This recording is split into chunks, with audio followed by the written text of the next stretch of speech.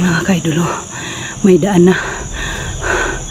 Diyan daw ang daan papunta sa bayan mga idol. Yan. Diyan ako dadaan mga ka-idol.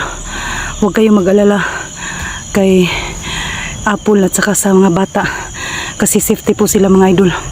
Balikan ko lang siya mamaya pag magkita na kami ni Sando. Kasi palapit na daw sila. Parating na sila mga idol, no?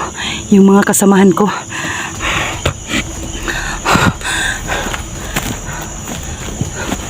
So yan mga ka-idol, mag-usap muna tayo saglit, no? Magpaliwanag muna ako sa inyo. Papalapit na po sila si Sando. Naghanap sila sa akin at saka si Edwinis, no? Lahat ng mga kasama ko hinahanap na po kami. So yun dito, nakita niyo dyan mga ka-idol, itong daan na ito, papunta na ito sa bayan. Pero mga ka-idol, huwag kayo mag-alala sa pamilya ni G-Lord, no? Ipaliwanag ko sa inyo palagi kasi safety po sila mga ka-idol. Babalikan po namin kung nandito na sila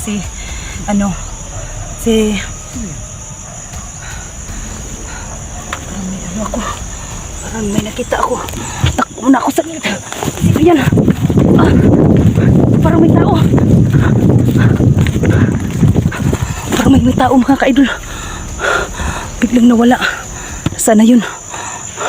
May narinig akong busis. Sana yun. Biglang nawala.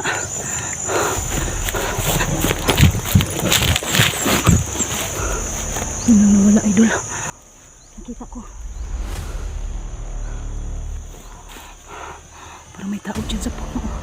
Sa puno ng kahoy. Oh, lubi. Yan. Sino kaya yan? Yan oh. Sino yan?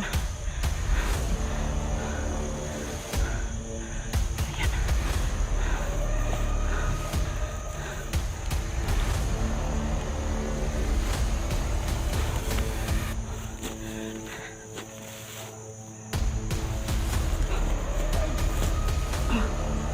Sino ka?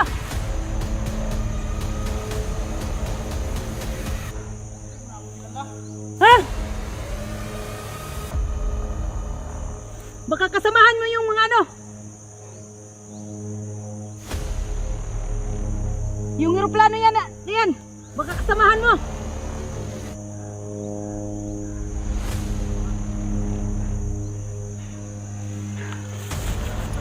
Ha? Sino ka ba?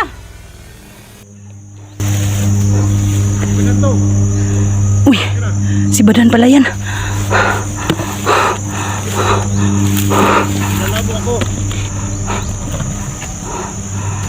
Baka kalaban ka. Hindi ko na kabisado yung busis mo. Lumabas ka na, Day.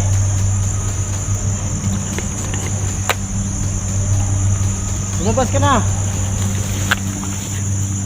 Ilan to? Dito kalaban.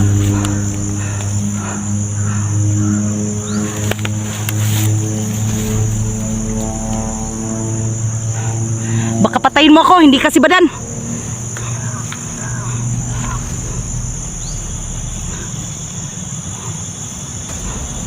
Hindi na mo talaga ako kilala. Uy, ikaw pala yan Badan. Akala ko sino na. Bakit ngayon ka lang napakita sa akin? Matagal na rin kitang hinahanap. Ano man nangyari sa'yo? Takbo ako ng takbo kasi kagabi hinahabol kami ng mga tauhan ni Commander Patik. Kilala mo ba yun si Commander Patik? Nakilala ko dahil nakita ko na sa video mo. Yun ang humahabol-habol sa amin kasi kukunin nila ang pamilya ni G-Lord. Pamilya ni G-Lord? Oh. Kung nakita mo ang video ni G-Lord 06, bihag siya Badan. Buti nagkita tayo, hindi ko inasahan mga ka-idol, nagkita kami ni Badan. Sa wakas nagkita rin kami. May kasalanan po to sa akin pero hindi ko pa siya anuhin. Kasi ang dami kong problema ngayon. Sa kasalanan ko sa'yo, wag mo na ngayong maningil ka sa akin. Kasi ikaw may mission ka, ako din. Oh. Pero nakikita kita doon kanina ba? Napansin kita na bigla kang tumakbo. Kasi may humahabol sa akin. Kasi ang pakay nila, ang pamilya ni G-Lord 06. Pwede mo ba akong tulungan? Kasi wala akong kasama. Walang problema tayo dyan. Pero alam mo naman may naghihintay sa akin doon sa bundok. Sino naghintay sa'yo? Si Dax at saka si Junji. Akala ko nakababa na. Hindi pa, ako lang yung bumaba para maghanap ng pagkain ni Dax. Pero hindi pa nga ako nakahanap. Ayun, nakita ko sa video nila na hinarang sila. Kaya bumalik na lang ako. Itong dinadaanan mo, papunta na sa bundok to. At saka dito, saan? Di, doon lang sana ako dadaan. Oh. Hindi man ako pwede doon magdaan. Baka may nakaabang sa akin. So dito na lang ako dadaan. Kahit na maraming damo, pero safety naman. Pero hindi ko lang alam. Doon banda, may nakaabang na mga tauhan ni Black Master. Ang daming kalaban natin ngayon, Badan. Pero hindi ako makasama sa'yo na makapagtulong kay Dax. Kasi alam mo naman yun, may mission din ako. Okay lang yan. Sa ngayon, maghiwalay tayo. Kasi ako, hinahanap ko ang daanan namin papuntang bayan para makauwi kami, para masafety ko ang pamilya ni G-Lord. Ang kaso lang, ang daming humahabol sa akin. Pero ang pamilya ni G-Lord, sinipti ko na, may bahay. Sinipti ko doon. Tapos, clear ko lang ang daanan namin na walang kalaban ba, dili kami delikado pag uwi namin. Pero sila si Sando at saka yung ibang mga kasamahan ko, papunta na sila dito para i-rescue kami. Pero mga isang araw pa siguro mula ngayon, kasi malayo din ang nilakbayan nila. So kayo pala yung tumulong kay G-Lord. Oh, Kasi nung nakaraang ano ba yun? Punta ako kay G-Lord. Hindi ko nakita doon si G-Lord. kasi busy siya. Pero ngayon, nalaman ko na sinabi mo, nabihag siya. Gusto ko pa rin tumulong ni G-Lord kasi alam mo naman na malaking utang ko sa kanya. Oh, dapat lang makatulong ka sa kanya saka, kasi may kasalanan ka. Sa'yo. Okay lang. Pero singilin mo ako pagkatapos ng problema na to. Eh, walang problema yun. Wala naman akong ano sa'yo. May bahay natin usapan. Oh, Gusto naman yung ano mo. Yung asawa mo, nakita mo naman yung asawa mo? wala na. Wala. Matagal na. Hindi ko na nakita yung ano ko. Asawa ko. Kaya nga, nagtagpo So, tayo dito. Eh, Nag-iisa ka na lang. nag-iisa na lang ako sa buhay ko. Eh, pinatawa mo naman ako. Ang dami kong problema. Pinatawa mo ako na... Hindi naman. Alam mo, Day, sa panahon natin ngayon na sobrang malamig dito, hindi talaga pwede yung wala kang partner. Hindi na. Matagal na. Mga 20 years na. Hindi ako nagmahanap ng partner. Lang. Masakit sa ulo lang yun. So ang ano mo na lang sa isip mo at puso mo, yung pagtulong na lang sa mga kapwa natin na nangangailangan ng tulong at saka lalong-lalo na sa pamilya ko, pinukus ko na lang. Pero ngayon, nagagalit ang anak ko kasi malapit na ang birthday niya tapos tumutulong daw ko. Pero okay lang. Walang problema. ano lang, siguro, Baka may ano dito, mahabol tayo ng mga bandido kasi takbo huwag ako ka ng nang takbo. matakot, Day. Basta nandito pa ako sa harap mo, hindi ka dapat matakot. Kaya nga tigasin ka talaga eh. Yung ano mo, bakit hindi mo dala yung lupid mo? Hindi nandito naman. Nandyan sa bag mo. Kasi yun Hindi ko ang na lang ano mo. muna inano. Kasi sinundan ko lang yung right hand isa ding right hand ni Black Master doon. Sinundan ko lang, so nakaiwas naman ako. Tuloy na ako. Kaya dito kita nakita sa daanan. Pinakita kita. Alam mo, kasi yung ganito yung bakbakan eh. At saka may mission tayo eh. Pero kailangan din natin kahit papaano, hindi na lang tayo ng sugod. Kung kailangan makaiwas, iwasan muna natin para natin yung mission natin. Kasi palagi tayong sugod, baka maano tayo ba? Kaya nga. Tingnan mo yung ibang kasama natin. Oo. Yung sanang nangyari sa atin to. At ikaw din, mag-iingat ka rin. Ay, nag-iingat ako palagi, Badan. Bawat explore ko, palagi akong nag-iingat. Hindi naman ako matakot kasi nandyan naman palagi ang Panginoon sa atin, gumagabay. Basta tumutulong tayo ng maayos, hindi lang sa kasamaan, nandyan pa rin ang Panginoon sa atin. Pero ito lang muna yung masabi ko sa iyo. Ano yun? Kasi noon yung kasalanan ko sa iyo, dami kasi. Alam ko yun. Pasensya ka na doon sa nangyari, doon sa yung nabihag kita. At binigay kita doon kay Joselito. Pero siguro takda ng panahon yun para magkakilala kayo. Wala na, matagal na, hindi ko na nakita yun. Ganun ba? Oo, matagal na, hindi ko na siya nakita. Yung bahay nila, hindi ko na alam kasi lumipat sila.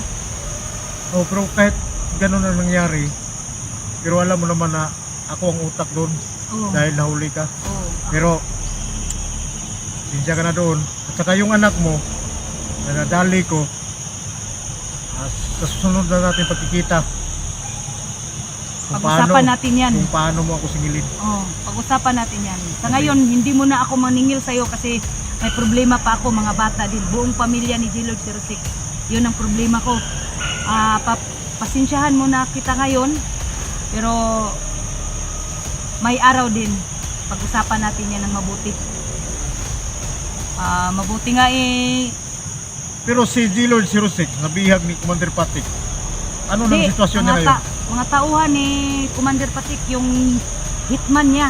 Kasi si Commander Patik, nabihag ni Sando. Tinago muna siya ngayon sa, hindi ko alam kung saan, basta tinago siya ni Sando. At saka sa kasama niya ang kapatid niya na si Greg. Ayun. Kasi barter siya sa kay G-Lord 06. Yun yung plano ni Ang plano ni Hitman? ni Commander Patik, ang hitman niya, mga tauhan niya, yun ang sumusugod kay G-Lord 06 para makuha, para sa kanya, i-barter niya si G-Lord 06. Ang gusto ni Commander Patik, buong pamilya, pero si G-Lord 06 lang ang nagpabihag, alang-alang sa pamilya na hindi mabihag ang pamilya. Kasi kawawa ang mga bata. Ako nahawa talaga ko sa pamilya ni G-Lord. Noon, alam naman kasi natin basta ganito yung buhay natin. Yung mga nakalaban natin, hindi talaga tayo titigilan. Kaya, tulad ngayon. So, ikaw lang mag-isa. Mapayo ko na lang sa'yo, mag-iingat ka na lang. Salamat. Kasi alam ko naman, may mission ka din doon. Pupuntahan mo si Dax. Pakiabot na lang kay Dax na hindi mo na ako makasama sa'yo kasi mission ko din ang pamilya ni G-Lord. Yun lang ang ko sa kanya, na pasensya na kasi kasama ko yun dati. Nakatulong rin yan sa akin kay Joselito, no, yung naghirap kami sa bundok. Tumutulong din yan sa amin si Dax. Yung ibang mga kasamahan ko, ewan ko lang nasaan na yun. So ano na ang plano mo? Kasi hapon na. Patungo na ko doon sa bundok, ikaw? Paano na ako? Papunta na ako sa Patag. Pero babalik din ako sa pamilya ni G-Lord. Lang ako dito ba? Tiningnan ko lang ang daanan. Iniwan ko yung batang isa kasi sumasama-sama sa akin. Umiiyak. Naghahanap sa papa niya. Nahirapan ako. Kaya nga kagabi nasugod kami sa isang bahay ba na may tumutulong din. Ngayon, 60 na naman sila. Ako na lang isa dito. Nag-clear ako sa daanan namin ba na walang sa amin, makaabang na mga bandido. Pero sa akin lang, mag-iingat ka lang dito kasi hawak to ng mga ayaw kong madamay ka kasi doon sa nag-aabang sa akin ng yung mga tawan ni Black Master. So nakita ko sila doon banda. So malapit lang dito. Kaya sa paglakad mo ngayon, kasi maghiwalay man tayo ngayon dahil mapunta ako doon sa bundok. So mag-iingat ka. Salamat sa payo mo. Kasi ako, muntik na ako kagabi. Tinali ako. Buti na lang, nakatulog sila lahat. niligtas din ako sa isang bata ni J-Lord. Kaya nga, siguro sa sobrang pagod nila, nakatulog. Yun, nakaligtas kami. Bakit ba? Yung agimat mo, wala ka na mga Wala na, matagal na yung agimat ko. Wala na. Ano ka ba? Ba't inano mo yan sa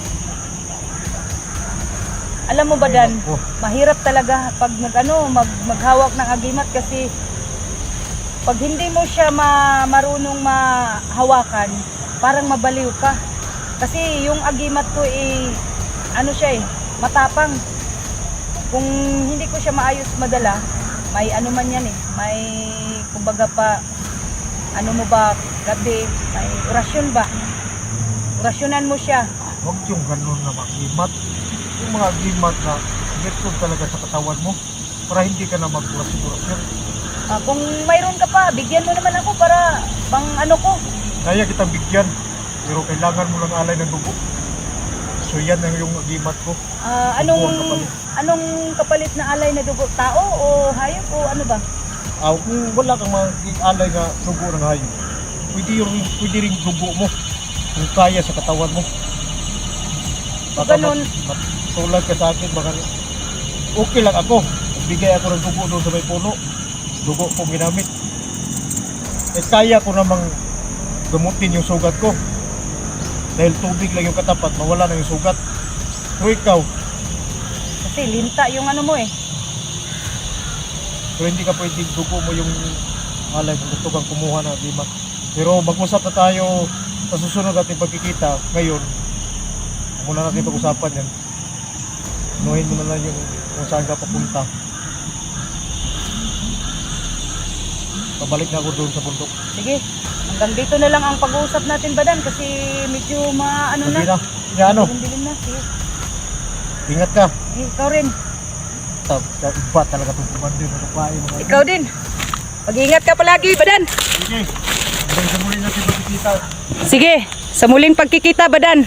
Mag-ingat ka.